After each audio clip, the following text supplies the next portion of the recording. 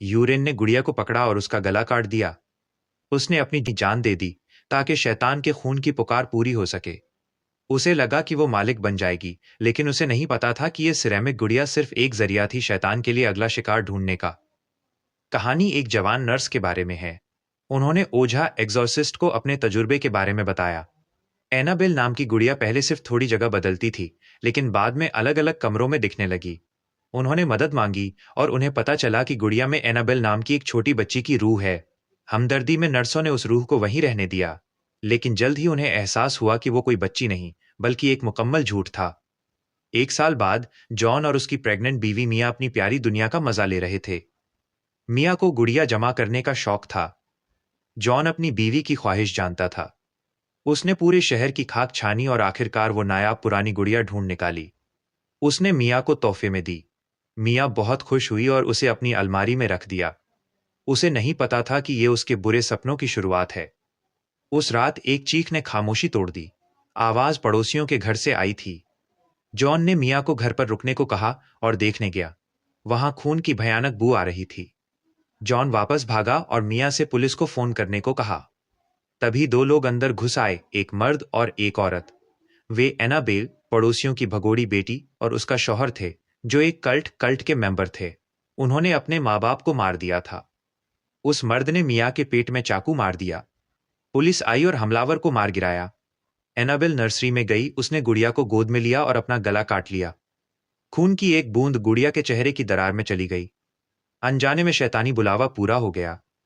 इस हमले की वजह से मिया को बेड रेस्ट की सलाह दी गई। जॉन ने उसकी सिलाई मशीन बिस्तर के पास रख दी। लेकिन उस दिन से अजीब बातें होने लगीं। आधी रात को सिलाई मशीन खुद चलने लगती।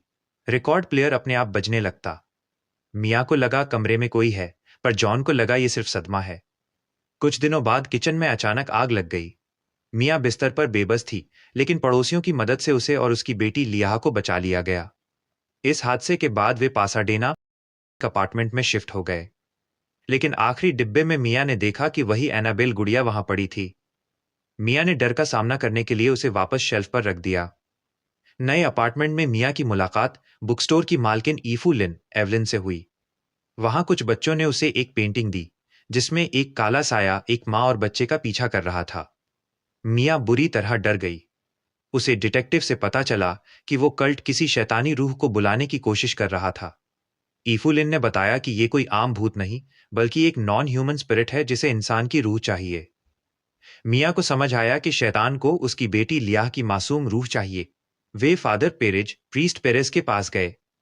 फादर ने बताया कि शैतान रूह छीन नहीं सकता, उसे कोई न्योता या कुर्बानी देनी पड़ती है। फादर गुड़िया को चर्च ले जाने लगे, लेकिन रास्ते में एक साए ने उन्हें टक्कर मार दी और वे कोमा में चले गए। गुड़िया गायब हो गई। उस रात अपार्टमेंट में शैतान ने अपना असली रूप दिखाया। उसने मिया और ईफुलिन पर हमला किया। बिजली कट गई और लियाह गायब हो गई।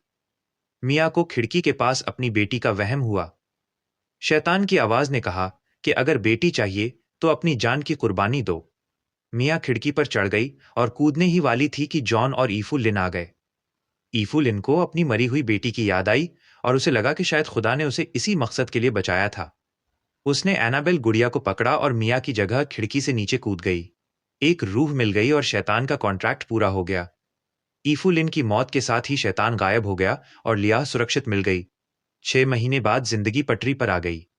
फादर पेरेज ने चेतावनी दी कि बुराई कभी खत्म नहीं होती।